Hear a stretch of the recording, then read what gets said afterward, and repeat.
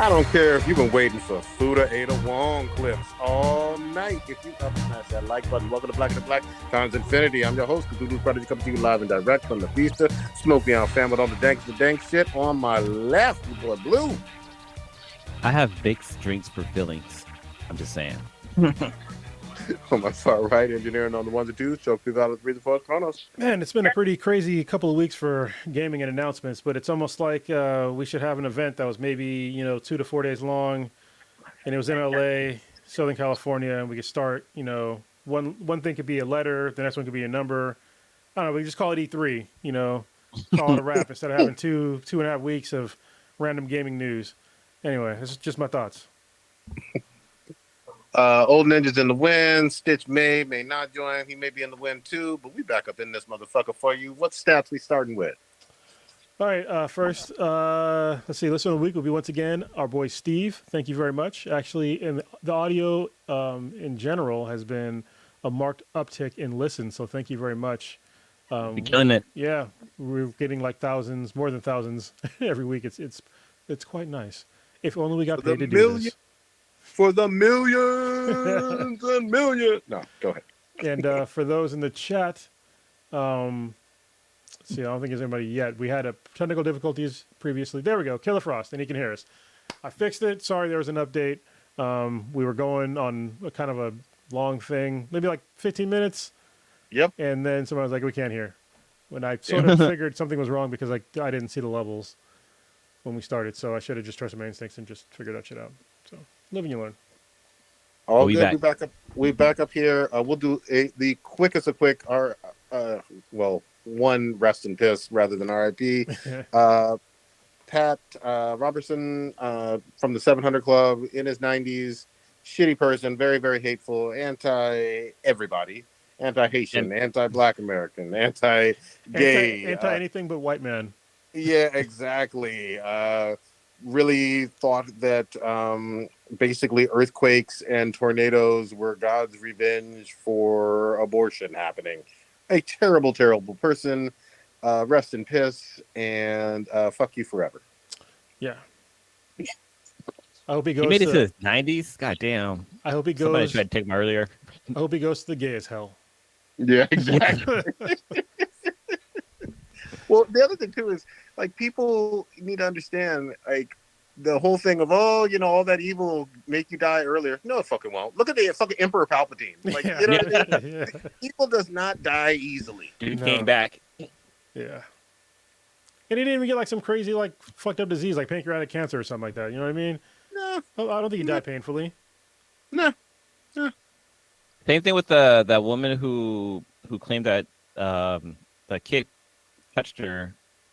Is it Elliot? Eli? Oh yeah, I forget her name. What's the boy's name? Caroline. Oh yeah, Caroline Bryant, right? Yeah, there we go. Yeah. That fucking piece of shit. Yep. All right, let's do a happier one for a real. All right. Well, it's happier, but not really. I mean, it kind of sucks still. Oh, yeah. Ian McGinty, who worked on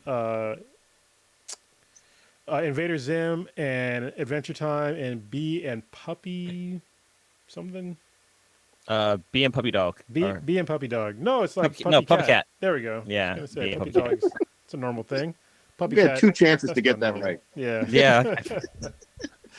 Yeah, so he passed away this week at the age of 38, so super young. A very talented artist, and it sucks that somebody passed away that young. You know what I think they should have done is just taken life out of Pat Robertson and gave it to Ian McGinty. Yeah. That would have been appropriate. And if he was gay, that'd be even more perfect. I'm just saying. Yep. There should have been a Shirigami that could take people's life, just add it up to other people's. Yeah. For real. All right.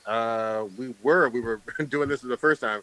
Let's get into some motherfucking gaming news. Kronos, you were kind of starting it off and setting the stage. Yes, I was. As I alluded to in my intro, there was past 2 weeks have been like a shitload of gaming news. This week, they kind of blurs together the weeks, but Yeah. There was an Xbox showcase, which is actually quite impressive for once, because Xbox has not really focused on games for a very long time. So seeing all these games that were announced, even though some of them, actually a lot of them were not exclusives, but it's okay. Like you got something, you put something out there. Fable, which is going to be an exclusive, got announced, which people are probably really happy about. I didn't really get into the games. I know that they're a really good American RPG. It had that dude from, I forget the name of that goddamn show. He's the black dude with a big afro, and he had this IT show in England I used to watch a lot. But yeah, it was basically just no real gameplay. It just had a really cool cinematic where he was a giant, and it was funny. So that was pretty cool. South of Midnight was another one just got announced. I'm not sure if it's an exclusive, but the main character, it's a heroine, black woman. Oh, I know you. You saw it? No, it's called the show you're talking about. It's called the IT crowd. Yeah, that's what it is. And yeah. the guy's name is Richard Ayoade. Yeah, that's him. Ayoade, pretty sure. He always had that like funky like fro thing going on for a bit. Yes. Like kind of like a Gumby. Yeah. So anyway, South of Midnight looked like a black woman demon hunter type person. Looked okay. I mean, it was just a cinematic, so it's hard to tell any of these games are just cinematics. So it's kind of irritating when it's just so cinematics, but it's something. Star Wars Outlaws, which I think nobody was expecting. It was announced at the Xbox showcase as just a cinematic, and then on the Ubisoft, it's a Ubisoft game, on the Ubisoft showcase, they showed gameplay, and it's basically Red Dead Redemption 2 in fucking space. So, and you shoot first. You're a scoundrel, and she shot first a bunch of times. 33 Immortals. Did you guys see the Star Wars Outlaws? Yeah, I did. Looks really good. I don't have any problems with it. I think I saw the whole thing. There weren't a whole crazy lot of lightsabers, from what I recall. Any. Yeah, there's just her doing scoundrel shit. Just basically, which is, I mean, blasters are fun as well. Don't get me wrong. As long as you're hitting their target. Yeah, exactly. She was. Exactly. Yeah. So, I mean, sure.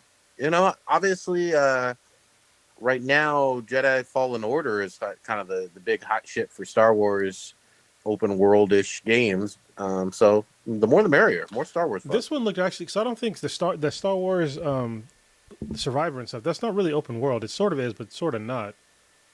Okay. You know what I mean? It's more like you're driven in a certain direction. This one looks like really open world. You're right. It does have some linear aspect. I haven't played the sequel that Old Ninja keeps raving about, but you're right. There is a path to it. Like, you have to go a certain path to complete the game. Yeah. So, yeah. I'm gonna skip the ones that are. Go ahead. I was gonna say, I was looking at some of the footage from for Star Wars Outlaw, and the actress who is doing like the mocap for it, is pretty hot. But overall, I mean, it looks pretty good. It looks pretty like an exciting game. Yeah, no, it almost kind of gives a what's the game? Metal Gear Solid feel to it, because you got like the little creature that like runs around, like do little thing for you and stuff. Yeah, little Dee. Yeah. Yeah, honestly, this is a great time to release a game like this, because Andor was fucking dope. And Andor was one of the best, if not the best, Star Wars thing in ages, if not ever. And so it shows that you don't really need the Jedi to push a story narrative and to really show something really entertaining. So having somebody that's basically, not a Lando, but God damn it, I forgot his name. Han. Yeah, there we go. Han Solo. You got a guy that's like a Han Solo running around. You got your own ship. You got your own droid. This big hulking thing. I forgot his name. But yeah, they seemed really, really cool. So hopefully it is going to be cool. Hopefully Ubisoft doesn't fuck it up. I'm going to skip some of the non-AAA titles. So go ahead. Payday 3 was one that got announced. Just kind of a cinematic thing. There's a lot of Persona games that got announced, but I'm not really a Persona guy. I know people are. I know Persona 5 was dope. And I think, Prodigy, did you play the 4 one on the Vita? I played 4 Golden on the Vita. Arguably, it's the best Vita game. I know, very few people have a Vita. And 5 was standard. 5 and 5 Royale were excellent. So I'm glad they're even bigger in Japan. Like, they all hit fucking hard. Yeah. But I don't know anybody who played 3 or 2 or 1 or whatever. So it'll be interesting. This is a remake, I'm assuming, right? Yeah. There's a bunch of remakes and some ones that might be new, but I don't know because I don't really play the games. Hmm. Let's see. Another one that got announced kind of out of nowhere too was Avowed, which is an Obsidian game, which Huh. Obsidian did. Fallout 4. I think New Vegas, or maybe Fallout 4 the whole thing. They did Yeah. a few. They're really good. Like they're kind of like Elder Scrolls games. They're like old school Bethesda games. Um, Here's my question, and I'm not completely shitting on the studio because they've made some excellent games, but the last few have ran like shit. Like Fallout 4, I fell through the goddamn floor into the ceiling a billion fucking times. yes, I'm not. I think they I did fucking the. saw that. I think they did the New Vegas one, not the 4. I could be wrong though, because I feel like they're the ones that did sort of the. Hold on, give me a second. Let me pull up like their actual games. But I know there's like because there's a bunch of studios within Bethesda now, and some of them are shittier than others. I mean, look at Yeah, Redfall. So yeah. But yeah, Fallout has been hit or miss, and 76 didn't do well either. it's doing better now, but they definitely didn't work on that one. Yeah. So okay, so yeah, so they did the Outer Worlds, which is great. It was not there was no problems with I, that game at all. I like that one. That Yeah, I was a like good that time. one a lot. They did a really they did a game that I never played called Pentiment, which got really good reviews. Grounded, which got decent reviews. I'm already talked about Outer Worlds. They did a Stick of Truth. That's fucking weird. All right. Those were fun games too. Yeah, Pillars Is of that South Eternity. Park? Yeah. Is Yeah, it South Park? South Park. Okay, so yeah, they did Fallout New Vegas, and they did Knights of the Republic 2, Oh, those were good. and Neverwinter Nights 2, Alpha Protocol. So they have some solid games. They know what they're doing. Yeah, yeah. Let's see what else is on here. Hellblade 2 got some more gameplay ish type stuff. Um, Dragon Infinite Wealth. Oh, I don't care about that one. There's a new there's a new Fallout 76 DLC coming out called Atlantic City. Go see some titties. I'm just saying. Mm. They announced a new Forza called Forza Motorsports, but they're all kind of the same. So Well, and I know he's in the chat. Shout out to B-Boy Frost. I know he had a whole squad playing Fallout 76. I mean, it's like you said, Chronos.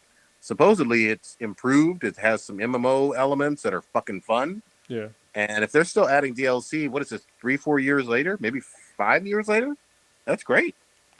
yeah, yeah, Avatar, like as in Last Airbender, or like Avatar: The Wake of the Water? Or are we talking about a whole different The Avatar? Water, the water. No, I'm, The- I'm talking about the Fallout 76. Oh, okay, yeah. I thought you said Avatar.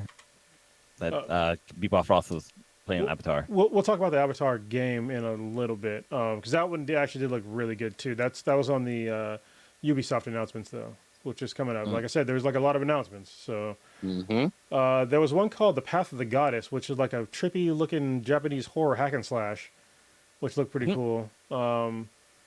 DLC. So Overwatch 2, there was an interesting announcement because a couple of months ago, Blizzard said that there was not going to be any PvE for Overwatch 2. I remember this specifically. Yep. And now there's going to be PvE and new game modes, but you got to pay $15 for it. So I'm just like, how about I just pay for the normal game and you just unlock everything? I mean, I don't mind doing that. I don't if the free to play thing where you have to keep paying so much money to where it ends up being the cost of the game anyway. Like I don't got time. No, ain't nobody got time for that. I got bronchitis. All right. This remains the most perplexing sequel of all fucking time. Yeah. Like, remember how exciting everybody was about Overwatch 1 and all these fun characters and team-based shooter and all of that stuff.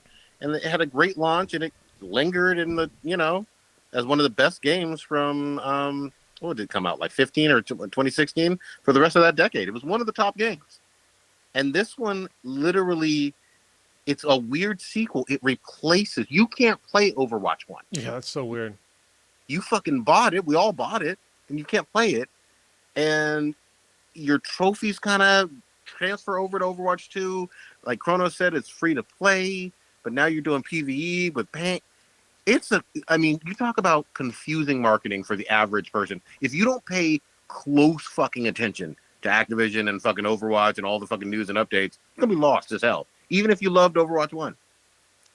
Yeah, I hope that they don't do like a similar thing with Diablo 4 because Diablo 4 right now, even though some people are complaining about the some of the like pay stuff, which I haven't paid anything extra so far, but I know there's like certain things that if you want them, you got to pay for them. But I'm like, there's mostly cosmetic shit, or I'll Yeah. just find shit that's cool looking. So I know some stuff is not just cosmetic, but I'm fine. Just I have had no problem playing the game so far without having to buy anything other than Yep. the game. Same. So Same here. yeah, But it's not like pay to win, right? Like you can buy like upgraded weapons and stuff like that to beat the game. So far, no, and I'm playing on a veteran mode, so and Okay. I'm fine. I've died a couple times, but yeah, it's because I wasn't doing enough minion management, so it gets complicated. All right, the Cyberpunk 2077 Phantom Liberty got announced. Well, it was already announced a long time ago, but Johnny Silverhand is back, along with Idris Elba's character. I don't know what his name is though. City Skylines too. Got it. Go ahead. Wait, for Cyberpunk, that's Keanu Reeves' character, right? The Johnny silver Silverhand. arm, whatever. Yeah. Yeah, but he's gonna be a playable character this time around, right? Because before he was just like a No, I don't think he's playable. NPC. He's just maybe. I mean, he was playable technically in the first one. So I have a question about Cyberpunk. yeah, Obviously, we talked about this fucking launch forever when that shit all went down. What was that 2020 or whatever the fuck? yeah. It's 3 years later. Is there a true PS5 version, or are you playing the 4 version just on the 5? No, there's a 5 version. Yeah, Okay. yeah, and it's gotten a lot better. Okay. So I haven't had time to like sit down and like play the game because there's been like so many good games that have come out, recently. So I mean, right now I'm literally playing Diablo 4, Tears of the Kingdom, and I just played the Final Fantasy 16 demo today, and I beat it. So yeah, I'm like kind of back and forth between 2 games, and then when Final Fantasy 16 comes out, I'll probably play that one too to be in the mix. Gotcha. Yeah. I'll talk about that one later though. Let's see, where was I? City Skylines 2, which looks like a really cool Sim City, but like way more technical and urban planning. So if you like urban planning, that's going to be your game. And also, you're a nerd. There's a really cool game that looks cool anyway. It's just the cinematics. Was Clockwork Revolution, which is like a steampunk FPS that looks like BioShock. So, Prodigy, this is right up your alley. Definitely check it out. They also announced the new Xbox Series S. It's the 1 terabyte Carbon Black Edition, which is cool. And then, if you want the Series S, that would be cool. But because it's a larger, more space, more capacity, and it's black, and everything black is better. I'm just saying. Starfield. We also got like a 45-minute huge walkthrough on Starfield. Yes, it looks dope, but I mean, they just dropped a turd this year. Probably a different, team that's doing it. And I know that the Doom team got with the rest of Bethesda to work on the graphics for Starfield. So that's good because the Doom games were dope like heroin. So we will see. It looks really good. It looks like what No Man's Sky probably should have been. It's technically more, better looking, the gameplay mechanics look dope. I mean, they showed hardcore, shooting and, space combat and all these other things. Like, it looks like you can do like a lot of shit. And the customization, making your character, seems like it's pretty diverse as well. So, I mean, fingers crossed that we will get a great game. It's been pushed back a couple times, but like I said, just when it's done, release it. Like, don't release a buggy game because nobody's gonna have the patience for that at this time. They said it's their least buggy game ever, but I'm like, well, it's not released, so it's easy to say. You know what I mean? Yeah. And here's the thing: I am certainly not some like super technical person in terms of like graphics or whatever, but the internet, of course, was all up in arms because didn't they announce that it was like 30 frames per second? They were like, "What the fuck?" and blah blah blah. Yeah, I mean, I'll go back. I get into this argument kind of all the time. I mean, most people are used to 30 frames per second, unless you have a certain kind of TV, which actually, I mean, they're pretty cheap now, so you probably do at this point. Yep. But it shouldn't really detract that much from your gameplay. Like it really shouldn't. Especially depending on how the game is actually displayed. I'll give you a perfect example. Tears of the Kingdom It's probably like 24 frames per second. I don't really give a shit. But the way the game is played is it's at a slower pace, so it doesn't really matter that the frames per second is slower. Like if you had a bunch of fast action shit, then yeah, that would be kind of annoying to have like a lower frame rate because then to me even it would be noticeable. But if it's at like a slower pace, like it shouldn't be that noticeable. And it's hilarious to me how console gamers are so up in arms about frame rates now when PC gamers, that was like one of the reasons why they didn't want to go to consoles was because of frame rates and technical, you know, issues with, you know, just that everything looked better on the PC. And then now that consoles have really caught up to the PCs, now PC gamers are doing the same thing. It's like, I mean, come on, guys, you sound just as fucking annoying as PC gamers did back then. So let's just if you don't want to play the game over fucking what 30 extra or 30 less frames per second, maybe, then I guess don't buy it, you know. But Well, but the other thing is, let me give everybody a fucking secret. There's going to be pro versions of our current consoles. It's going to fucking happen. And there's going to be upgrades, you know, and if the game is really good, they'll probably even fucking resell it to your ass in a few years as a remake, a prettier version or whatever. I mean, if the game is good, the game is good. More than likely, there will be a version at some point later on, or a console or something that makes it look even better later on, if it's a hit. So I wouldn't worry that much. I don't know. yeah, It's just weird. It's weird. I'm not worried either. But you know, it's also kind of funny is that I wish they would take a poll because what I find actually sort of annoying is that for my PS5, even for the Xbox Series X, you have to pick between performance and quality, and I'm like, there's already a trade off you have to do to do this. I'm like, if we're not at a level where you can have both, then I mean, this generation's just not ready for it. You know, Yeah. it's just not ready to give you all the fidelity that you want, that you all of a sudden want because it didn't matter in the previous generations. Like nobody cared about frame rates before this generation of games. They were just like, oh, 30 frames per second, good to go. Yep. Agreed. They didn't know they were missing until they realized they were missing it. Yeah, yeah. And the poll I want to see is: do people play more in, you know, high frame Performance. rate or Yeah. you know better image quality? That's what I'm curious about because there is a marked difference, and I depending on the game and depending on your TV, obviously, I keep talking about this. I think a lot of people probably don't even know that they're not even like outputting in like 4K and 100, up to 120 frames per second because if you're going into like you have to have the right TV, and if you have a receiver, you have to have the right kind of receiver, and you have to have the right kind of cable throughout the whole fucking thing. If any one of those things is not the right setup, you are not getting the full capability of what you think you're getting. So But yeah, we will see. I hope for the best for them. If it's a hit, it's a hit. So good fucking for them. yeah, all right. Were there other titles? For Or- Ubisoft, yes. Go ahead. Ubisoft had a pretty good showing as well. They announced Avatar: Frontiers of Pandora, and it's an FPS that is basically Far Cry and Avatar. So yeah, they just took the Far Cry Primal and the Far Cry, 6, whatever, smashed it together and was like, here, be a tall mutant half-naked freak and kill humans. So I'm fucking here for it, man. I mean, look, these are big ass fucking movies. The last one did, what was it, third highest grossing movie of all time? Everybody fucking knows this story. Pandora looks fucking fun as a jungle world with floating fucking rocks and shit and all kind of crazy animals and bioluminescent animals and shit. It looks like a fun ass world to shoot some shit on. Acid trip on steroids. Yeah, Yeah. come on.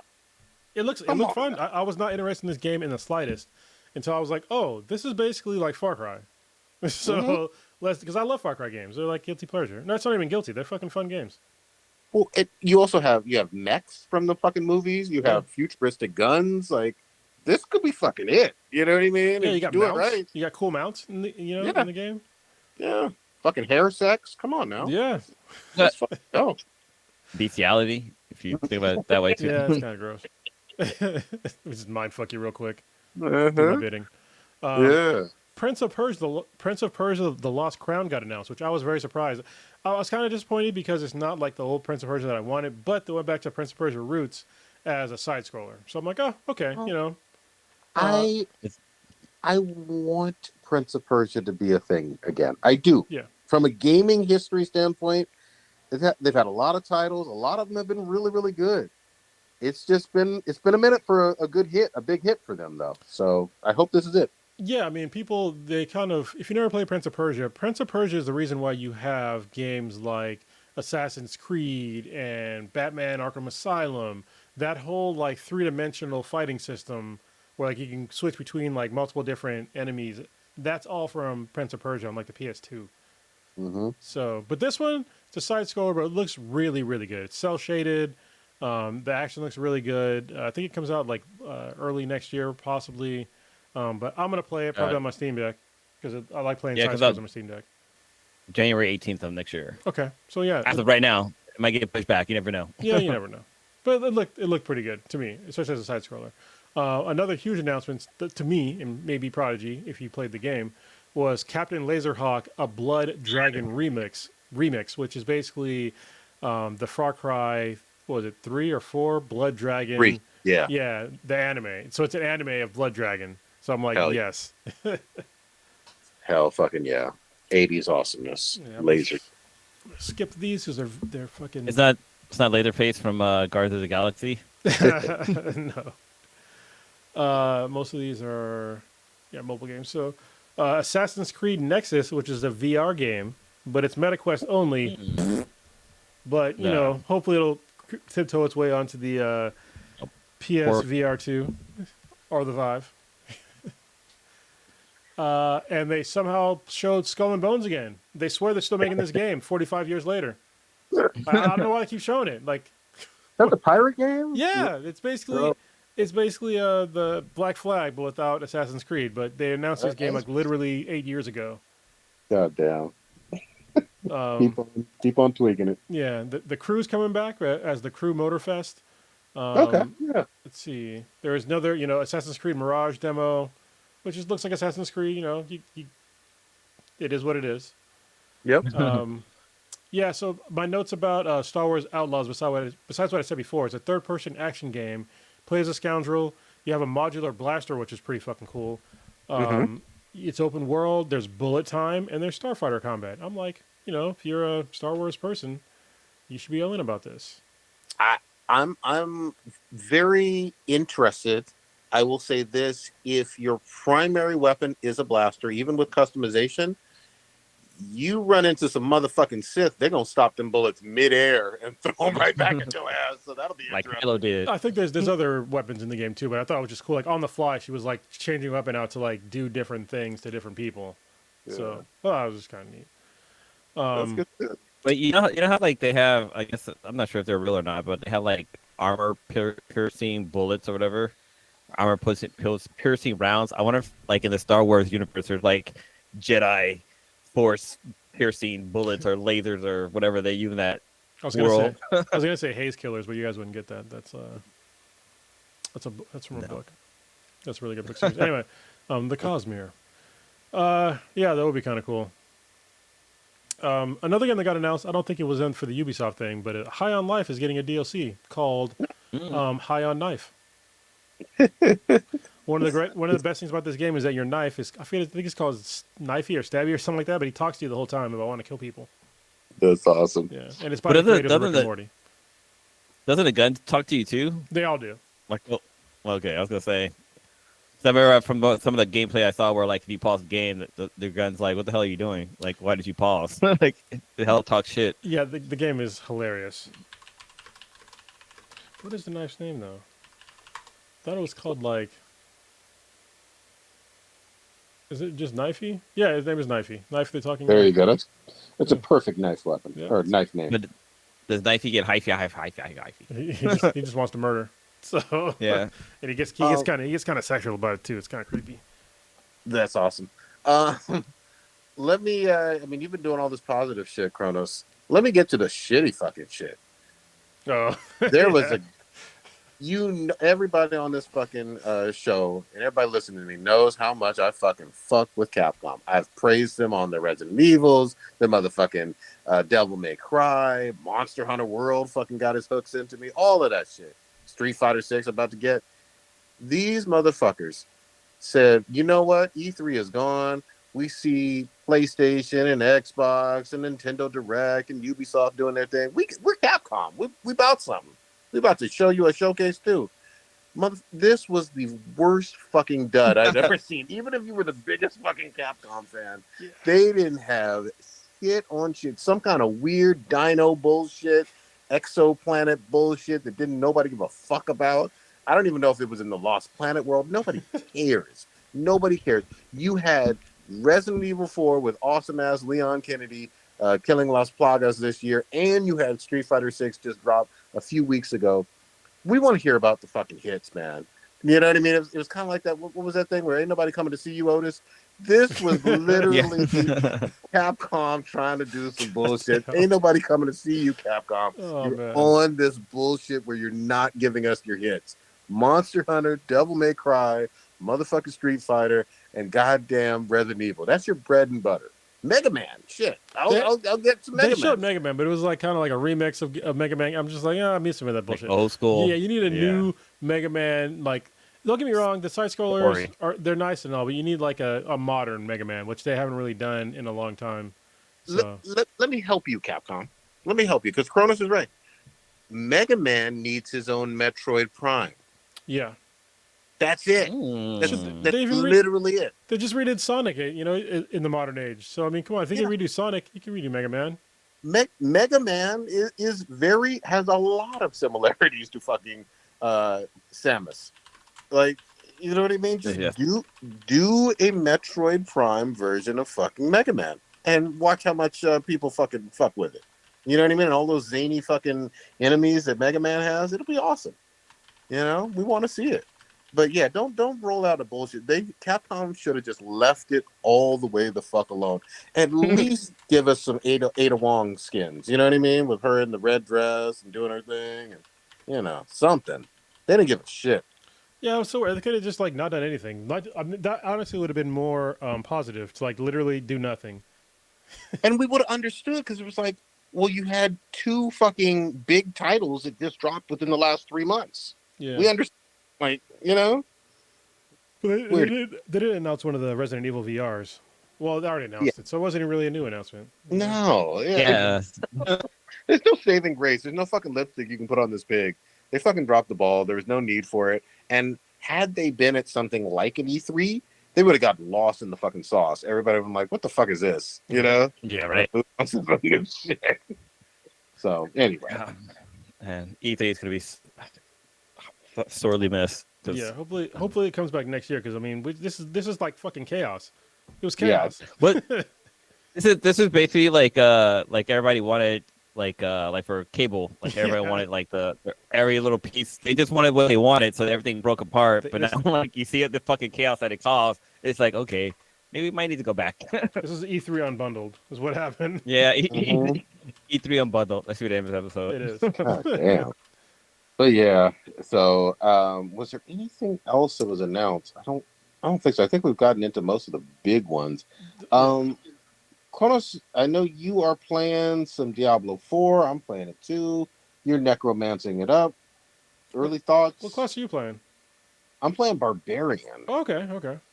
And the Barbarian is okay. I want to get deeper into his skill fucking tree. What level are you? I'm 24, 25. Oh, okay. Yeah, so I've passed the first act, but I will say this: it doesn't feel like I've passed that much, because what? Where are you? I fucked up in the game. So I don't know how this happened, but I was playing the game and I was playing the first act, and all of a sudden I like went somewhere else, and I didn't realize I was playing the third act, because I didn't know how to fucking see what quest I was on, and it was irritating the fuck out of me, because I had to keep going to the map.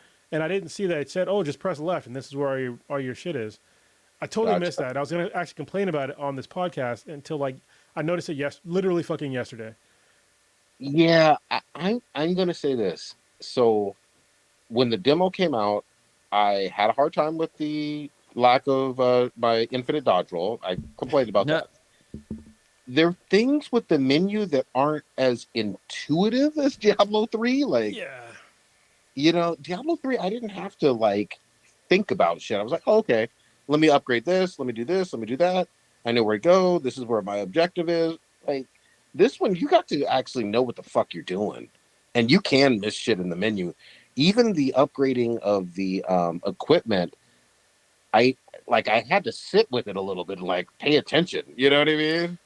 Yeah, I think only because of like the demo, I knew to like how to upgrade equipment. But then I also skipped because I skipped, obviously most of the first act because I'm stupid. But like I forgot like all the little shit in like the first like main town.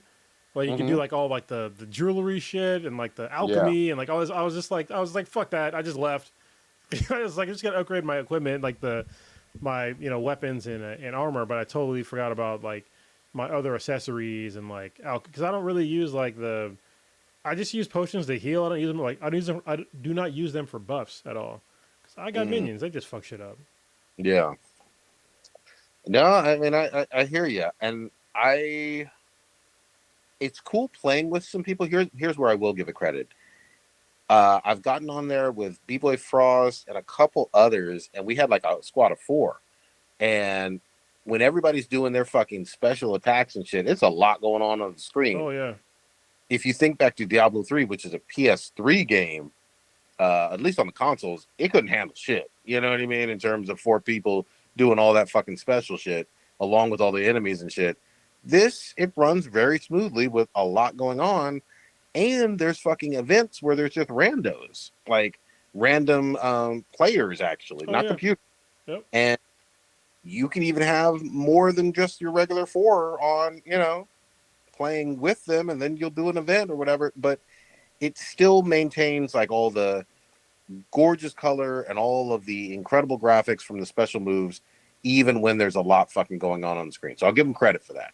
Yeah, I don't You know know, how like they so when you play as a necromancer, depending on like your build, you can have anywhere between like 8 and 9 minions at any given time. And like right now I have 8. So I have 4 scythe skeletons, I have 3 bone sorcerers, and then I got this giant fucking golem dude that just wreck shop.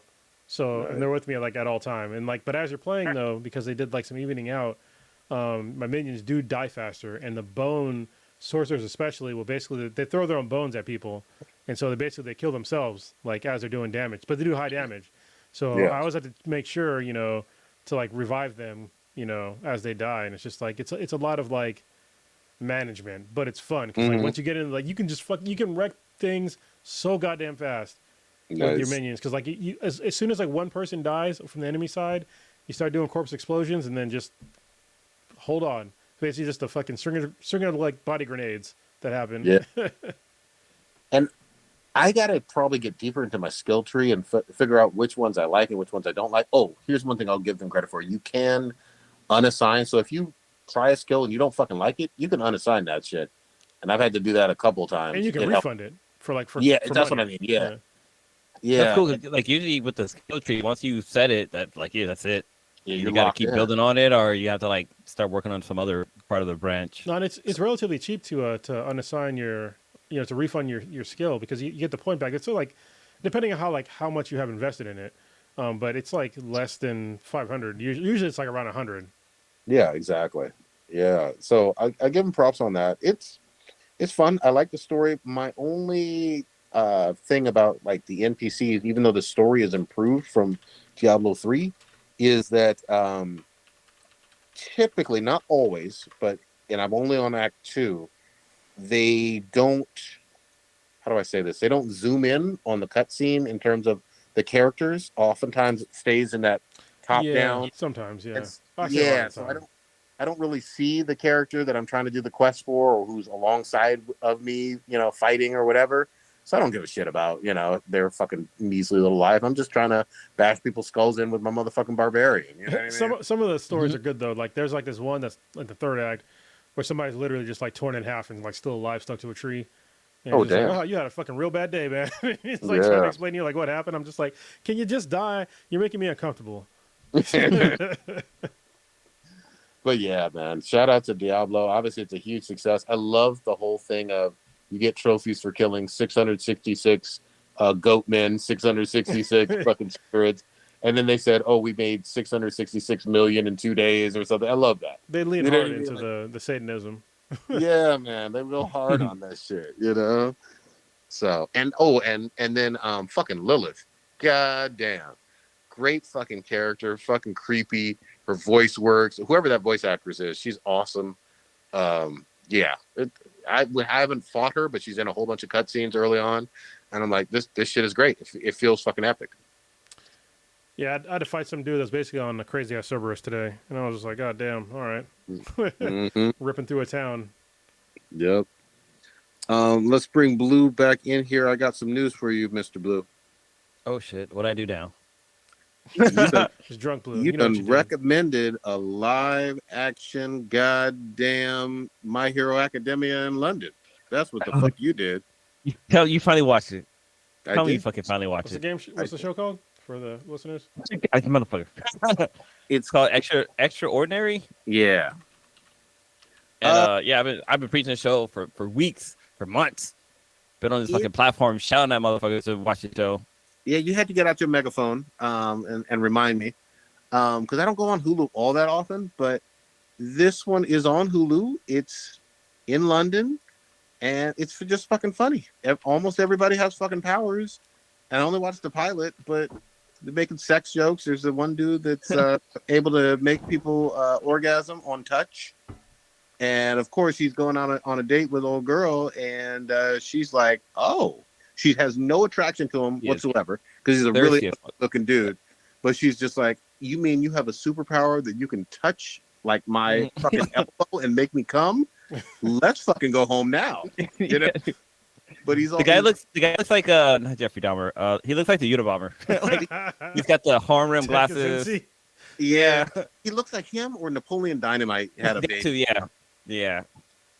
So, yeah, I mean, you have some hardcore sex comedy stuff going on here, but it's fucking funny, man. I mean, this is. I got some fucking My Hero Academia vibes because I was like, right. Oh, he's fucking quirkless. You know what I mean? Exactly. Yeah, the show it gets funnier, man. Like my favorite scene is when she goes to the dentist's office. Like it's just because the dentist, her power is that people have their own soundtrack of what's going on with their life, and so the girl, she's afraid of the dentist, so it's like a horror scene. And then when she's checking her mouth out, like porn music start playing, like it's so fucking funny. But yeah, man, you gotta definitely continue watching the show. It's fucking hilarious, and the fucking cat, like there's some shit that happens with the cat that she finds. I saw that it was at the very end of the pilot. So where she actually, I think she texts like her ex or something like that, and she like tries to like get him to like ignore what she sent, so she tries to send him like nudes. Yeah. But then like some shit happens in the background. She's like, "What the hell?" But then she thinks that's her superpower. But her superpower finally kicks in. She reminds me of the nerdy redheaded white girl from the Guild. You remember that one? It was kind of like a World of Warcraft. I know what you're talking about. Yeah, she's she's what's name? But Patricia. No, it's close though. It's something all day. Yeah, look at it. I mean, she was hilariously funny on that show, but this is like I don't know, and I'm always gonna fuck this up. Forgive me, Dirty Stew. I think she's Irish. She could be Scottish. Felicia that's the thing that kept throwing me off. Felicia Day. Felicia Day. Yeah, but that's the thing that kept throwing me off because she has like I always feel like she has like an Irish accent, but then like you meet her mom and I don't know what this black guy is to her, but I think it's her dad. I think it's a stepdad. I think it's a stepdad because the daughter, her sister looks mixed with the dad and the mom.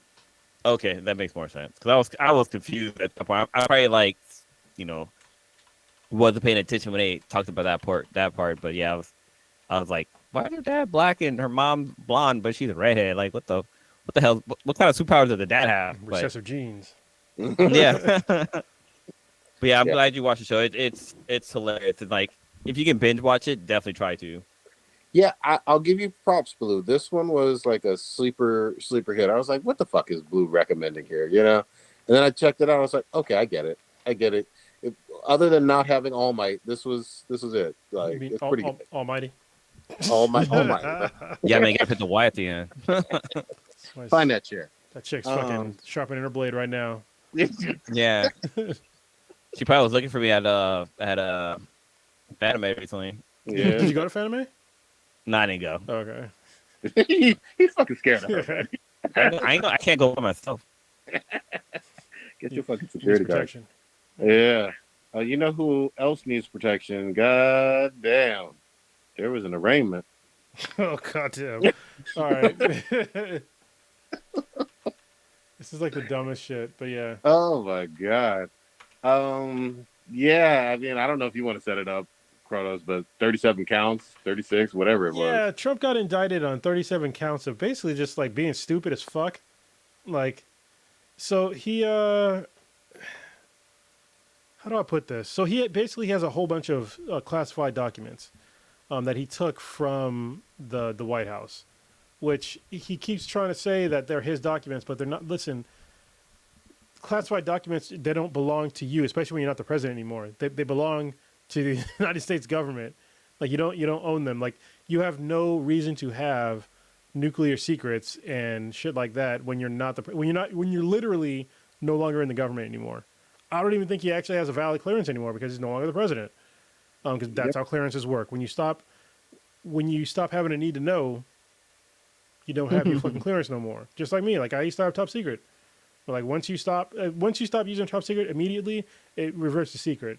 And then after I think it's like 10 years after having a secret, then that shit's gone too. Like I don't know why he thinks that it doesn't pertain to him, but it does. These are laws for a reason. So you don't have, and like the places where he's keeping all these boxes of shit were like literally in the bathrooms, in showers, on like a stage in Mar-a-Lago, like places where people could get to them, and he was like showing them off to people. With like all these MTV Cribs. yeah, he's like so fucking stupid, and he kept trying to say that, oh, under the Presidential Act, blah blah. But you're not the goddamn president. You are no longer the president. Like It puts some like military, U.S. spies, U.S. diplomats, people who work for the government to protect Americans. It puts them at risk if those secrets, like for nuclear codes, nuclear information, where our what our spies and allies are doing in certain like that puts people's lives at risk and the country at risk. It's not a fucking game, man. yeah, and the thing that it's actually really troubling is that they gave this dude like the benefit of the doubt. Like, hey, we see that like the records. I forget the name of the group. Do you remember the name of the group I was asking for? It's like the National Archives.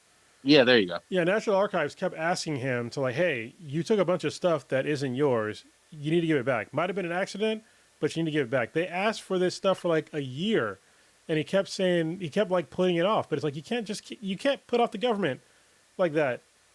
They're gonna come after you. So, and eventually they did. That's why they gave him back some stuff, but they were like, this isn't adding up. Like we're missing like way too much stuff, and so that's when they had to send him to the FBI. That's why he got raided, and that's when they saw like all this stuff. Like, oh shit, like you have like a whole bunch of like thousands of documents that you shouldn't have. And the fact go ahead. Unsecure. Yeah, it's unsecured. Like it wasn't in a skiff, which is like a secure facility. It was just in a fucking like a public bathroom. Like you can't this is so dumb. And I think if he would have just given it back like right away, like, oh, my bad, then they probably wouldn't have like, indicted him on this stuff. But the fact that he decided to like first lie about having it and then Like, still double and triple down about I'm not going to give this stuff back. That's why he got raided, and that's why he's getting sued now. Because I mean, you're just a stupid guy. Like he's just dumb. Like and he thought a porn star was the most of his trouble. yeah, and he's got a whole bunch of other indictments that are just wait. I mean, he already lost to E. Jean Carroll, she just sued him again successfully to add on the $10 million for defamation again. For him trying to, defame her, saying that he didn't sexually assault her, that he didn't even know her, which isn't true.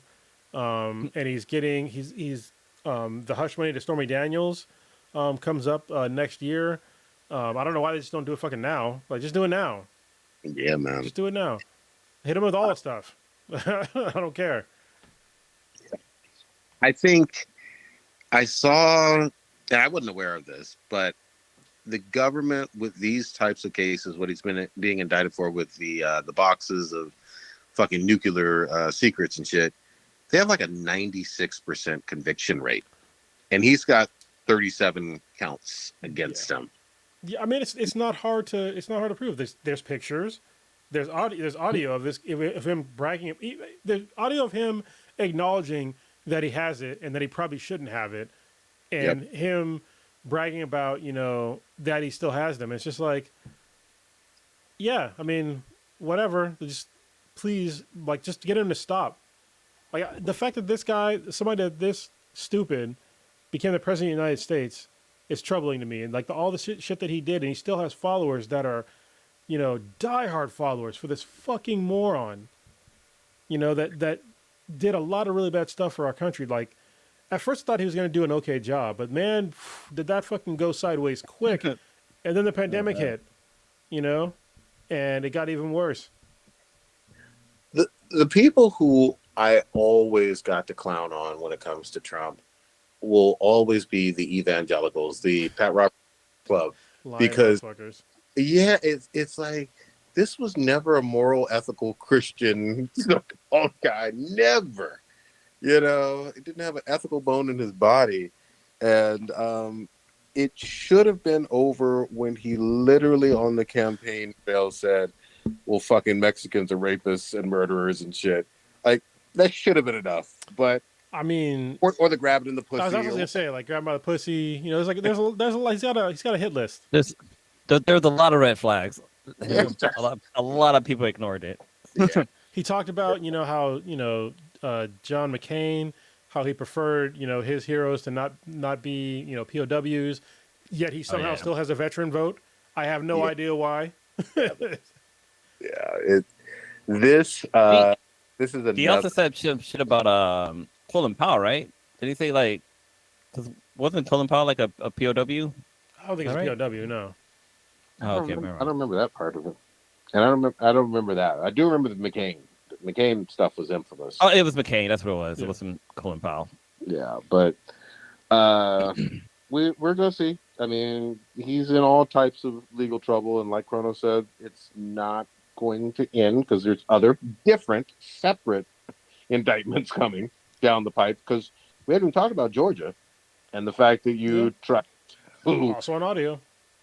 on audio, tried to disrupt a lawful count of an election by essentially bribing and strong arming the governor or whatever that or whoever the body is that was over the election in Georgia.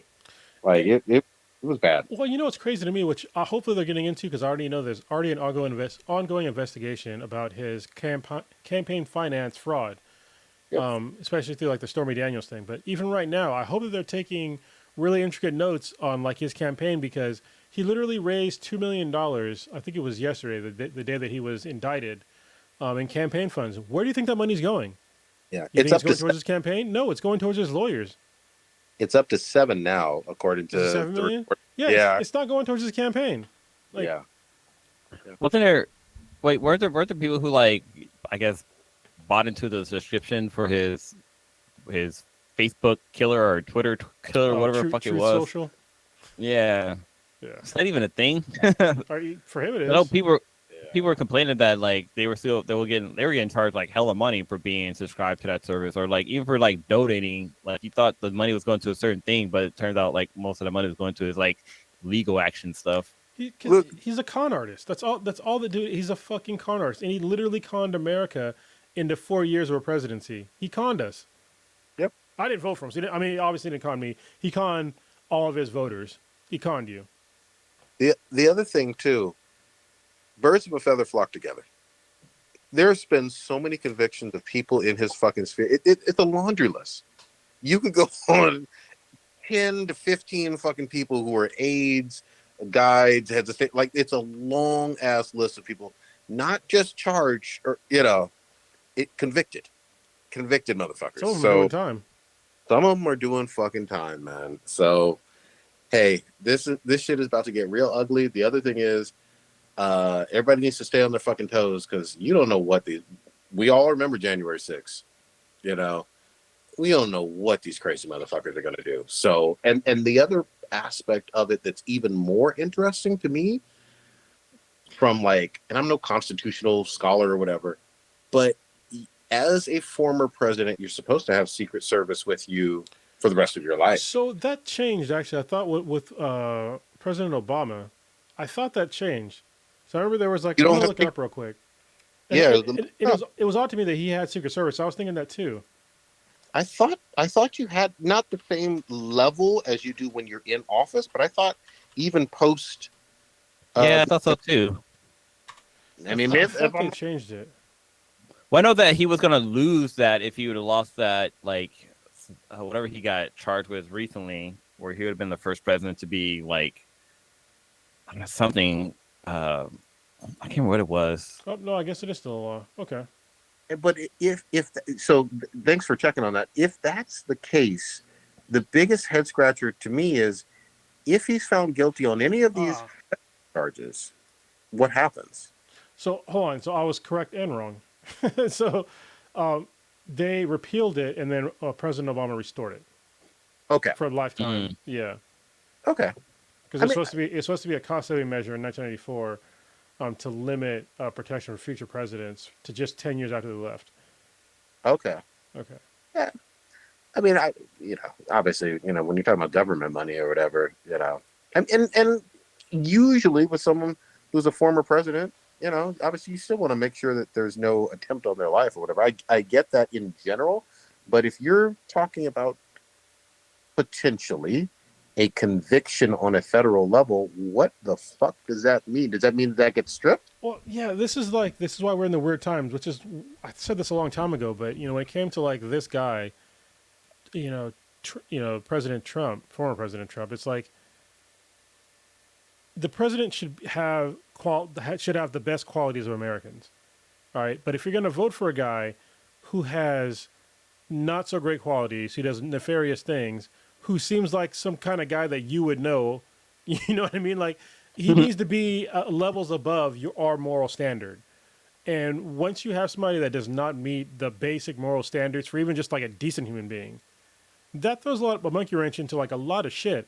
There is no precedent for any of this. Like, literally, he can get arrested, thrown in jail, but could still run for president because we don't have a law that says that he can't do that.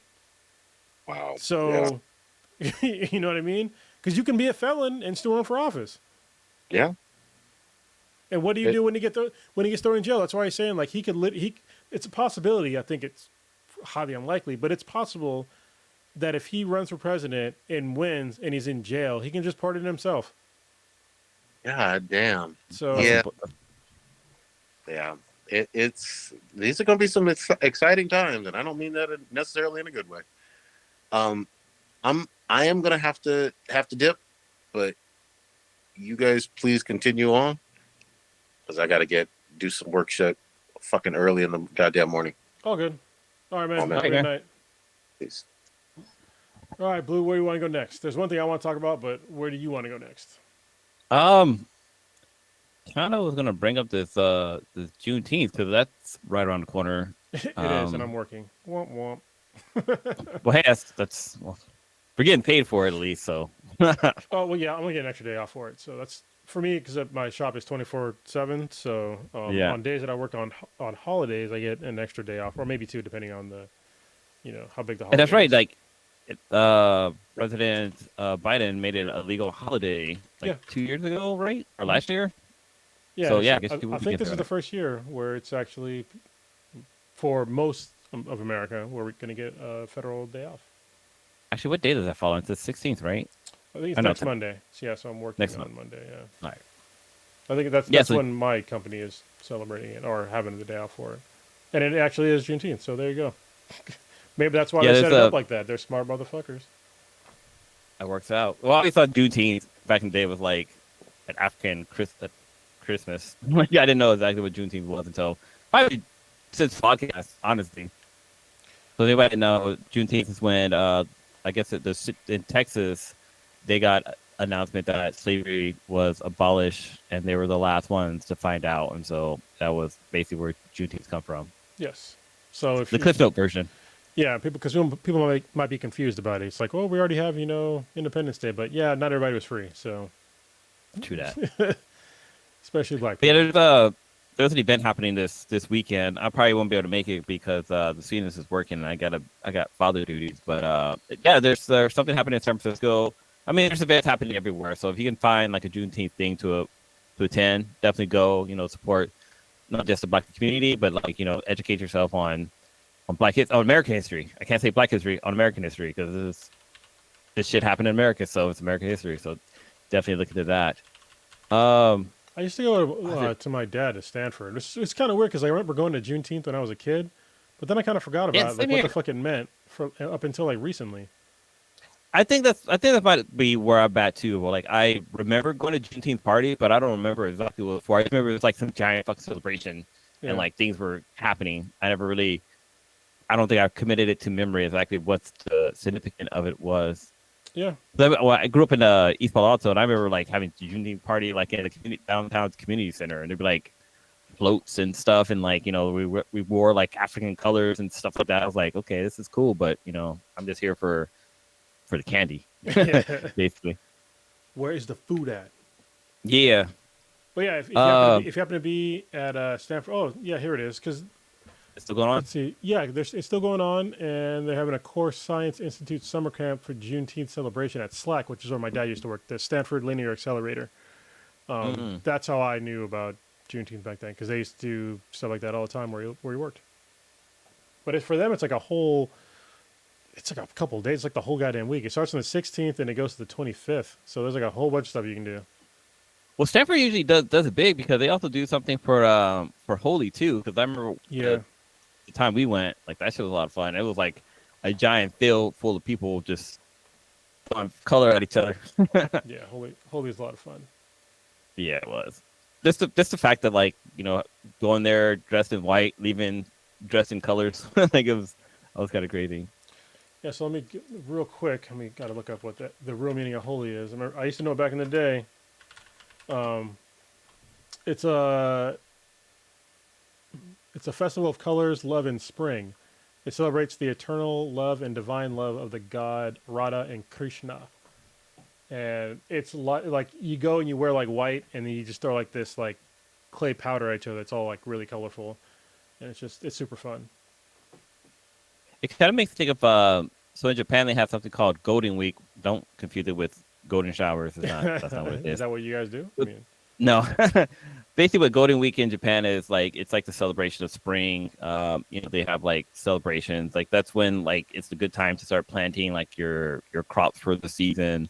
But also like usually when the cherry blossom happen. Okay. So like a lot of the cherry trees are blossoming. But what's so great about it, it happens around my birthday. So like my first time going to Japan was during Golden Week, and it was like I saw cool shit basically. Like I saw like cherry blossom. Like there's literally like a row of just cherry blossom on this one street, and they all were blossoming, and like just a little simple breeze of wind had cherry blossom. It's almost like a homeboy from Bleach, the guy with the sword. Oh, this where he does his bankai. Sakura.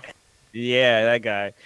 But yeah, like it basically that was going down. But yeah, I mean. It's cool how different cultures kind of celebrate things. I mean, we just talked about how like we have Juneteenth and like we have Holy. There's Golden Week, but yeah, it's cool how the world works. Yeah, it is. I agree. All right, real quick, I wanted to talk about this when Prodigy was on, but he dipped out. I probably should have talked about it during the gaming portion of it, but the Final Fantasy 16 demo dropped. I think it was yesterday. That's right. You guys are chatting about it. Yeah, I got a chance to play it, and it's actually really good. Not that I was like super surprised, but I like the new combat system. I love how Final Fantasy has really stayed on top of changing their, combat systems over the years. Back when I used to play it, it was all turn-based, and then it was active turn-based. But yeah, they just keep pushing the envelope on what an RPG is. And this latest one, man, it's good. Like the graphics are fantastic. Like it opens up like in a really grandiose kind of way and gets into this local sort of geopolitics thing. And the way you fight is it's fun. When you get into like boss battles, the boss battles are super fun. I think there's 4 boss battles in the game in just the demo. And the cool thing. Go ahead. let's quick for the gameplay. Like, do you just like you're just walking around and all of a sudden you just enter into a battle? Yeah, Like sort how of. it's in like the old school version. Well, yeah, but it doesn't like change like the music and the screen. Well, the music changes a little bit, but it's not like it doesn't lock in like the old games did. Like you just happen to walk around like a normal action game. You're just walking around, you see a guy, and you just attack him. Yeah, yeah. So and there's like different kinds of attacks, and it's all like really fluid, and you can dodge. You can do like these really cool like, fucking Rusty O'Neill is trolling on here. Sorry, Devil Tank, who does the Yeah. timestamps, he just trolled me in the I agree with him. in the chat. He said Final Fantasy VII is the best one. You can go fuck yourself. I'm just saying. But yeah, this one it's like it's really fast paced with the action and it's really flashy. I mean, even with like the basic attacks and the basic elements that you have in the game. You need to play as two different characters. One is like way more powerful than the other, which is kind of weird because you wouldn't think that when you switch the person. And the really cool thing about the demo is that when you're playing the demo and you pick up the game, you pick up the game is basically the beginning. The demo is the beginning of the game, and so if you pick up the game, you can just resume where you were from the demo. But they kind of did that with the Final Fantasy VII remake, right? Like, wasn't the demo basically the beginning of the game? Did they? I don't know. I didn't really play that one, so I played a little bit because I think I actually got it, but I didn't play it because I remember how much I hate it. I'm just kidding. I don't hate the game. It's not the best. I wish they would redo 6. I say that. Yeah, I tried playing the 7 remake, but like I just couldn't get behind the gameplay. It just kind of kept throwing me off. I was so used to the regular RPG and not the turn-based version. Yeah, well, this one it's a little. You got to think about this one as sort of like it's like an action game, but it's an RPG. It's like an action RPG. Is basically what it is. And I think the controls on this one are a bit more intuitive as compared to like the last one. Some of their games are kind of like automatic fights, but in this one, it's definitely you got to press the buttons, you got to like move around, you got to do shit. And when you get like the perfect dodges and all that stuff going on, like it's pretty neat. Is there an announcement of when that's going to come out? It comes out like next week. 16? I think it's Oh, damn, next week. so- I think so. Hold on, let me make hell? sure. Is it next week? how Or you gonna- maybe, hold on. Like, how you gonna release a demo? Then like next week the game comes out. Might as well just release the game. But I guess that's kind of a little bit of a teaser, get people interested in playing the game. The 22nd. So sorry, not next week, but yeah, it is next week. Yeah, next week, next Thursday. Yeah, it is next week. Yeah. So yeah, check it out. I mean, the demo is free, obviously. If check out the game, and if you like it, then pick it up, and you already progressed part of the story. I think that's pretty neat. Yeah, I gotta check that out. And it dropped yesterday, right? Yeah, yeah. Oh, what other gaming things are out there? Yeah, I've been seeing the trailers for Transformer Rise of the Beast. I don't know, man. Like I'm really not feeling this movie. Like Bumblebee was really good, but this one I'm just like I don't know. They might be going back to the Michael Bay Yeah, it reminds kind me. of feel with things. Is it a Michael Bay movie? Because if it is, then I definitely can't watch it. I don't think so. I don't think Michael Bay is into this one. It's the same. I think it's the same director as Bumblebee. Okay. If I'm not mistaken. So the director is Stephen Capley Jr. Oh, and Michael Bay is a producer. Yep. See, I'm On skipping it. Yeah, It looked like a Michael Bay film to me, and the Bumblebee movie did not look like a Michael Bay film. no. So yeah, the director of not Michael Bay of Bumblebee was Travis Knight. And who was the producer? Yeah. So yeah, this is. I mean, I like the actors that are the actresses that are playing like the characters, mainly Liza Koshy, but like I don't know, like we have Pete Davidson, Ron Perlman is the voice of Optimus Primal, which is weird because Optimus Primal I felt like is the same as Optimus Prime if you like watch like Beast Wars. If you remember that series back in the day. But we'll see. I'm not a big fan of Anthony Ramos. I don't know. I'm just not a big fan of his acting style, but Anthony Romo? we'll, I don't know who that is. Ramos. Ramos? He was Ramos.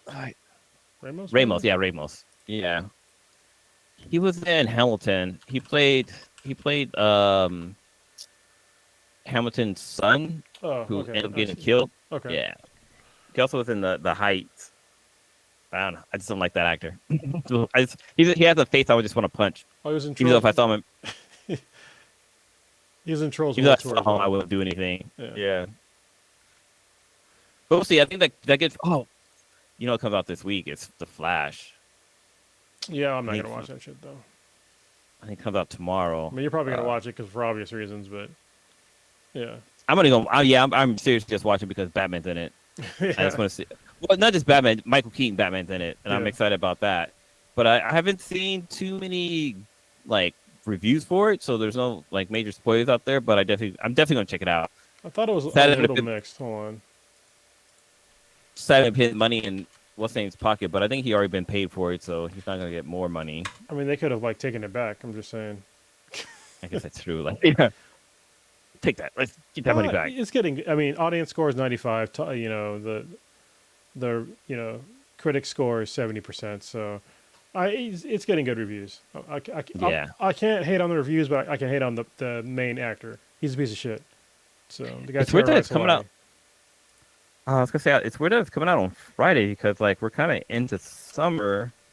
Well, I guess we're not. We're still into spring because usually the summertime movies come out on like on Thursday.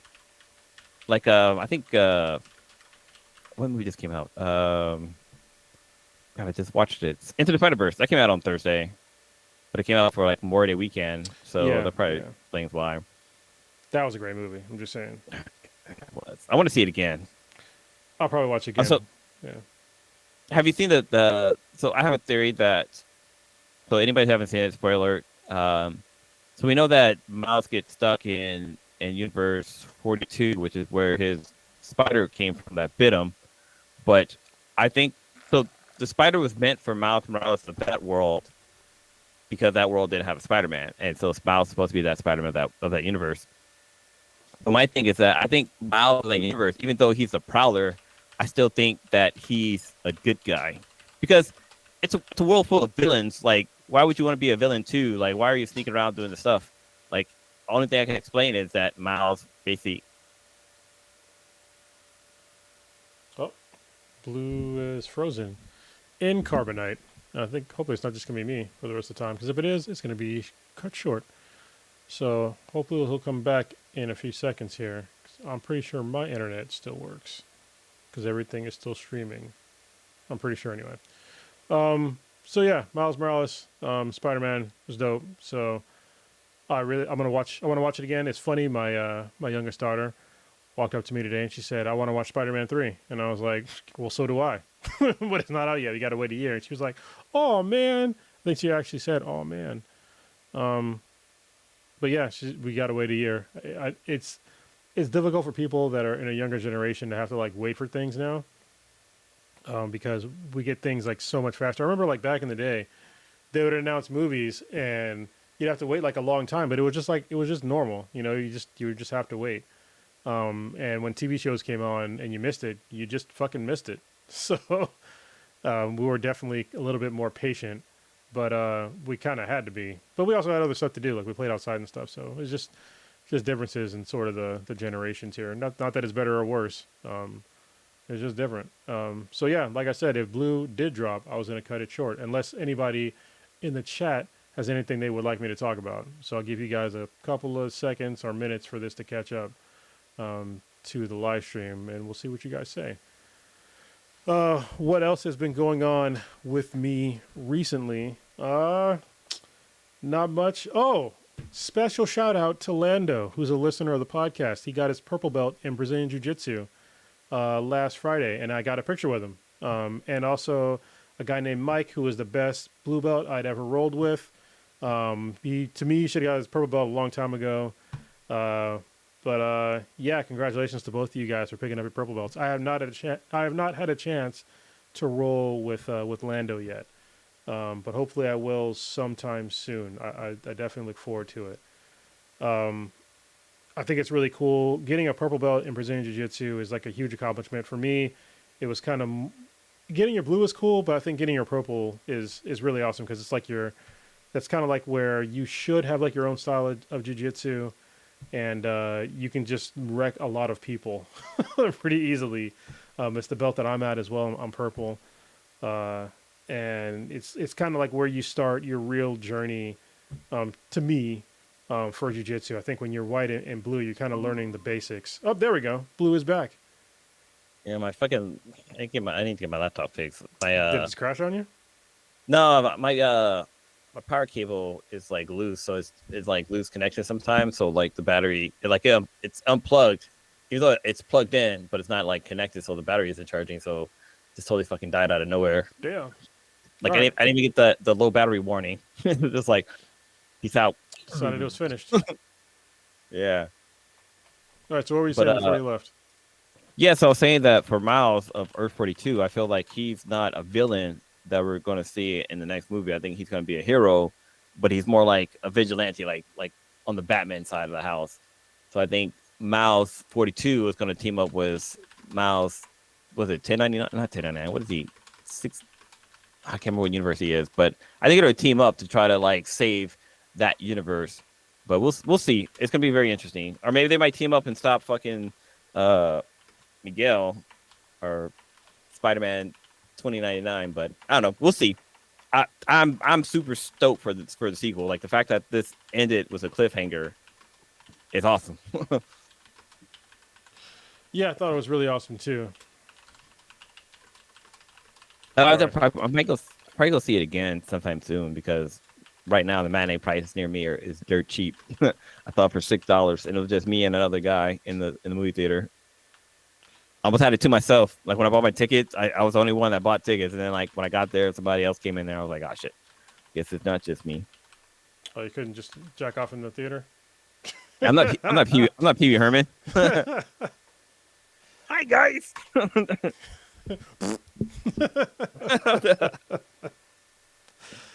Oh, that's gross. That is gross. The shit our generation went through, or the fall of. I wouldn't say it was a hero, but like icon. Nah, was it icon? Nah. I would say I was gonna say he's up there with like Mr. Rogers, but Mr. Rogers is fucking a god or a saint basically compared to Pee Wee Herman. Well, I mean, he's only touched himself in the movie theater. Yeah, I mean, He wasn't it's weird. touching but, other know, people. Yeah, exactly. Yeah. All right. What else? You want to go over anything else, or you want to wrap it up? No, I was went over a little bit like as you were gone. Like a listener of the podcast got his purple belt, which is super cool. And Nice. I'm gonna post the pictures on Instagram, even though I haven't used Instagram in like forever, as most of you all know.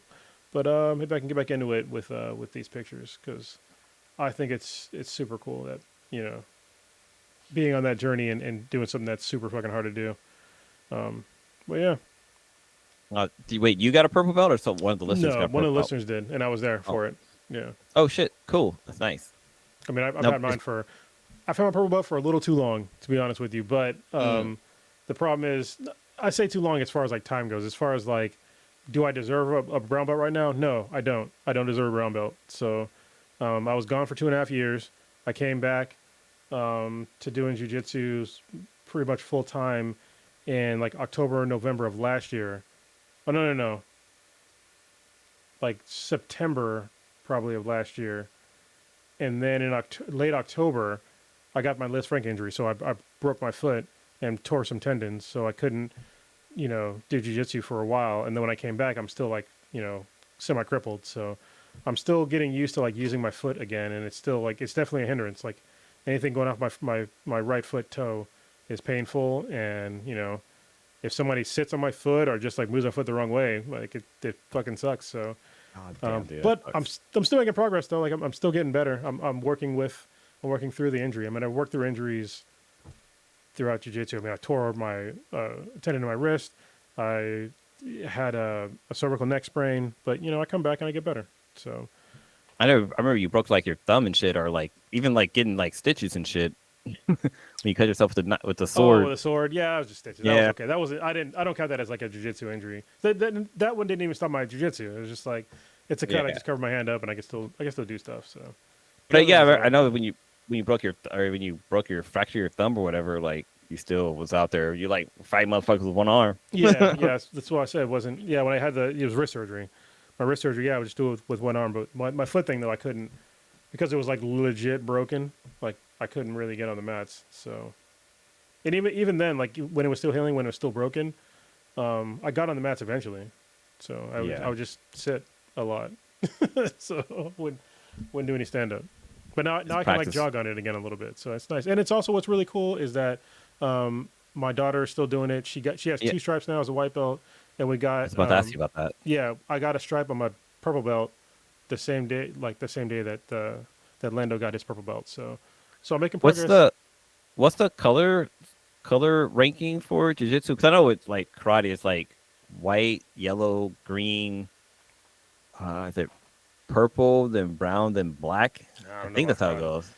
And for an adult in jiu-jitsu, it's white, brown. I'm sorry, white, blue, purple, brown, black. Jesus Christ! And then after that, there's like 2 other ones that I'm too old. I'll be too old to get. So there's like technically there's a coral belt and a red belt, but that has to do with like how much time you've been doing jiu-jitsu. Which I started in my 30s, so I probably won't. I mean, I could probably get it in like my 70s maybe, but that's some guys are still rolling that old. So yeah, Man, more maybe that'll power be to me. you. Probably not. Hey, it'll keep you young No, it with definitely won't. arthritis. Yeah. I feel, that's the weird thing because I already know I have arthritis like in my feet and probably my hands too, and I can feel it, and that's fucking weird. That's how I know like I'm getting old. It's like feeling the arthritis, Yeah, and that was fucking great. it doesn't feel good. Younger people, It does. it doesn't feel good. I know, like earlier today when I was with my son, I was sitting Indian style or crisscross applesauce, what they call it now. But basically, it's when you sit down with your legs crossed, folded or whatever. And the goddamn dude, my legs start to hurt like nobody's business. I'm like I remember the kid, like this is what they would have you do. Like you would sit all day in class, sit in this style. But as an adult, it's like, yeah, man, I can't do this. I can maybe do like maybe 3 minutes, but that's about it. But Hold on. It's funny that you said that because that's actually like my first injury in the Marine Corps was because of that. Because like you had to sit, I think it's left over right. And like the first time I met my drill instructors, we were sitting there and they were like, doing their whole spiel for like a fucking hour. And every time I sit like that, like it cuts off circulation in like my right leg, like within like 5 fucking minutes. yeah, And so, well, then now I can sit like that for longer, but so we had to run and get online. It's basically you have to run and get it like stand in front of like your rack, your bed.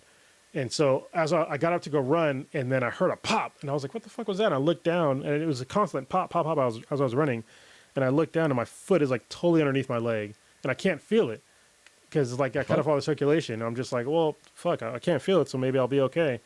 I get to where I'm supposed to be, and I'm standing there, and all the blood starts coming back, and I was like, "Oh shit! Like something's really wrong here." oh And shit, dude, yeah, my ankle was like totally fucked from like the get go. just from sitting crisscross applesauce Yeah, yeah. or sitting Native American style. That's how people. The weird thing is that that's how like a lot of other like ethnic groups sit. So Yeah, it's true. I think when they say Yeah. Indian style, they're actually talking about Indians, not like from India, because that's how they sit more than probably Native Americans do. I'm I wonder- assuming, but I know Indians from India sit like that a lot. Well, I know like there's like the Asian squat. That's a thing that I can't fucking do. Yeah, I can't do that. So either. basically, Yeah. so basically, what that is like when you go to squat, like most people, like you'll end up on your tippy toes. So when you say you're squatting down, like to take a shit on the ground or something like that. So I think I can think of. But like say you're squatting down, like if you're in your tippy toes, like that's not the Asian style. Like Asian people, their feet are flat on the ground Heels are while on the they're ground, squatting. So, Yeah, their heels are on the ground. I can do it with effort.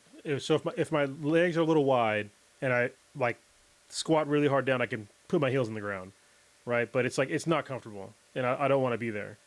So, but what a lot of people that are like, especially younger people, are a lot of Asians, not all Asians, but they can effortlessly go into that squat, and like with their knees close together, and have both of their heels on the ground, and squat all the way down with like their heels are like basically touching their butts.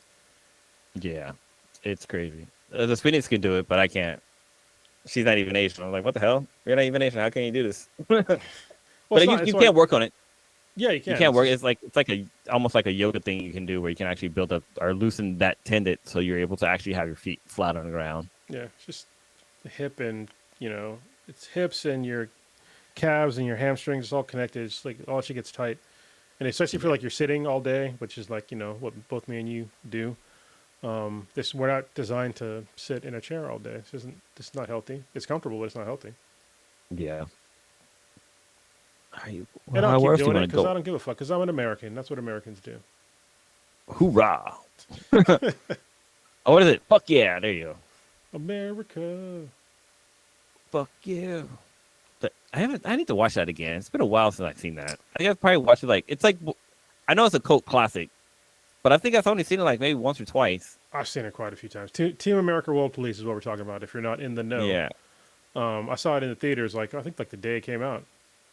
Yeah, I remember seeing it in theaters, but I don't think I've seen it like since that year came out. I mean, I think I have seen it like like 10 or 15 years ago, but I gotta watch that shit again. Because I know we talk about it. It comes up a lot on not a lot on podcasts, but it definitely is reference on this podcast, especially when we talk about America. Yeah. Well, I mean, we could Just- wrap it up. We've been going for a while, and I do need to edit and get Yeah. to bed. So Actually, one quick question. So, if you didn't know, like, Kronos and Prodigy used to live out here in the Stack before they moved down in SoCal to San Diego area. Sorry, if you're trying to stalk them, now you know where they're at. But but no, like here in Hayward, like I'm pretty sure it happens at other places in the world, but like motherfuckers seem to buy fireworks, like the big expensive ones, like super early and start firing them off like 2 months in advance. Like Yep. it's not. It's we're in June. It's not even. We're like I don't know. We're we're just shy of a month of being 4th of July. But why are motherfucking shootings off? Like it'd be like 1 o'clock in the morning. You just hear. It's like why? Like my dogs start barking, car alarms start going off. It's like why can't you just wait? Just wait a couple of more weeks. You'll be able to shoot them off with everybody else. Why do you need to fucking like test launch these motherfuckers? And I just want to see like, do you have that problem in San Diego right now? Like, no, shooting off fireworks? I've heard literally one firework I've heard so far. That's it. Dude, I was out. Go ahead. I was out for my like evening run once, and one went off, and it was so loud and big, I could feel the heat from it. Like it was ridiculous. Yeah. Like how close nearby it was, but it was like, why are people shooting these off? And I feel like having a kid now makes it even worse because it's like, oh god, they're gonna wake up my fucking kid. He's gonna come out here, and I gotta like try to pin him back down. And, like, da, da, da. It's like, wow. I almost want to be like I'm for banning fireworks. Yeah, it's fucking annoying. Yeah, it's like super fucking annoying. Or at least somehow like I like fireworks. We gotta figure out a way to regulate. Like there should be like a designated area in every city where fools can just go at it. You know, it's the city just paid for cleanup. Everybody just just go at it. Like it could be like in a school parking lot or like a mall or something like this. Just some place where some places do that. Obviously, it's supposed to be on the 4th of July, but people they want to be just assholes and just do them all the time. It's just like they just do it on one day. Like this, they don't understand how much it disrupts people that have like post traumatic stress. So like for me, like it really gets to me. Like because I was at a place where it's fucking getting bombed like pretty frequently. That's why I sleep with the TV. That's why I used to sleep with the TV on like all the time. I still prefer to, and so I couldn't hear anything else because like hearing shit fucking in the background, just boom boom and fucking shots and shit, it fucking gets to you. And it's hard to discern to my fucking stupid brain that it's not a mortar, it's just some asshole with a firework. So, and it's same thing with like, it messes with dogs too, it messes with kids. I don't think it's too much to ask to just keep it to one day, but apparently it is. Yeah. So, like, yeah. literally while you were talking, one went off in the background. I was fucking, like, almost damn near perfect timing. Like, I don't know, it's just a fucking pet peeve. Like, and another one is I know this is cultural, but like for like Chinese New Year's, I haven't experienced that much in a while, or experienced that in a while, like since living up here in the East Bay. But like when I lived down in San Jose, like Chinese New Year's midnight, just fireworks just going off just all fucking night long, and it's like, oh god, just why? Just do it in the fucking daytime. I know it's like New Year's and all that stuff, but like, come on, man. Like, you got to be kind of respectful for other people. But it's hard too because it's like a cultural thing, so I don't want to be sensitive to a culture, but like still on daytime. I mean, they probably say that shit for New Year's for American one Year's. day, as long as it's just one day. That way I can get extra drunk or do something else. Keep the celebrate with you. Yeah. All right, cool. We can go ahead. Let's wrap this bad boy up. All right, so for me, I'm looking forward to going to San Diego Comic-Con. So you will see me and Prodigy there next month. So yeah, I look forward to going again. Hopefully, I can take some really cool footage and get some interviews and stuff, and just enjoy it. I like because I haven't been in like what 4 years now. So, and the last time I went, it was rather enjoyable. I got to do a lot of really cool things. I got to see the boys when before it was really cool because it was just nobody really knew what the fuck it was. And then I got to see like I got the screener for two of them, and yeah, I got to watch it with like celebrities and shit. And I thought it was like one of the coolest things ever. And I was on the red carpet, and that was dope. So hopefully I can do something like that cool again. Amazon's been very kind to us. So yeah. Hopefully Prodigy will remember how to get into Hall H as press, because when I went with him, like he's like we there's like literally like a random door, and I was like, hey, let's just go through this door and like try to cut through the line or whatever, and it turned out to be like press interest for Hall H. You didn't get a seat. You got to sit like out in the front, but it was like pretty fucking dope though. Yeah. So there's definitely press interest for Hall H. Yeah, you got just to be in the press pit. Yeah, you got to stand, but it's like I don't care. You can like right. You're like right there. In front. Yeah. Yeah, well, we did San Diego Comic Con. Like, I had a lot. I mean, it was fun, but also it was stressful and like just fucking packed. Like, there were so many goddamn people. Like, even having press status didn't really help for like some of the shit I wanted to check out. But like, yeah, I did. I actually got to meet like the cast of the Gifted. I got to meet also for what was it called, Cloak and Dagger. Like, I got to interview those guys, and as well as the team of Voltron, like Netflix Voltron. Like, I got to interview those. Or what was that? It might have been WonderCon. Oh man, this shit's starting to blend together. But yeah, San Diego Comic Con, it definitely was a lot of fun. And if you can't pay to get in, there's also a lot of stuff that happens on the outside. Oh yeah, yeah, and also downtown San Diego. Just I mean, if you want to just hang out there during that time, downtown San Diego is pretty nice, and especially during that time, they're gonna clean it up. And not that it's dirty or anything right now, but there's like plenty of restaurants to go to. They have restaurants that have a bunch of events to go to. There's after parties and shit like that. You get to still see people like cosplaying and stuff, and you'll still see like random celebrities on the street. Like I remember Orlando, not Bloom, the other guy, the black guy. Orlando Jones. Orlando Jones. Yeah, we randomly he was leading some random fucking like marching band. Yeah. And doing like what do you call it? It was like a quiz show in the middle of the street. It was totally random. So yeah, that's cool. Just hang out at downtown San Diego during Comic-Con and you'll still see cool stuff. You might see me. I'm not that cool, but I'm cool enough. I tell people I'm cool. Yeah. All right, Blue, what do you got? This weekend. Oh, this weekend's Father's Day. Sunday is Father's Day. Yeah. One of my friends, he's doing a little barbecue at his house, so I'm gonna go check that out. My friend, I want to say Art because, but look, little side story. So we were at a bachelor party, and we all came up with like nicknames, and like his nickname was Art, and like I was talking to some females, and I got them to come over, and like I was like, hey, yeah, like this is my friend Art, and the girl's like, oh, hey, what was your name again? He's like, oh, it's such and such, and like she's like, oh, that dude over there say your name was Art. It was just a funny situation. But yeah, he's doing a barbecue this weekend. Actually, I got to hang out with those guys last week. We went to this cool little steakhouse out in Pleasanton. It was pretty good. I got like a prime rib. I think I spent like 110 for like my meal with drink. It was cool just hanging out, having a couple of drinks. Then we hit up this bar called the 80s. It's called the Mid 80s. And it's basically like a mid 80s bar, basically. They play like 80s music. But apparently at this time, they weren't playing 80s music. They're playing like 90s and 2000s. So I was like, this isn't the right genre. Yeah. Yeah. I was like, what the fuck? But overall, it was a lot of fun just to be able to hang out and get out of the house or whatever. Not doing too much. We went to go see my mother today, and my younger brother was in town. Shout out to the Dragon, I guess. I can't remember what his name that he goes by for the podcast. The Dragon sounds appropriate. Yeah, it sounds very appropriate. But yeah, he was in town, so I took my little son out of daycare today and went to go see my mom. So they could see him, see how much he's grown.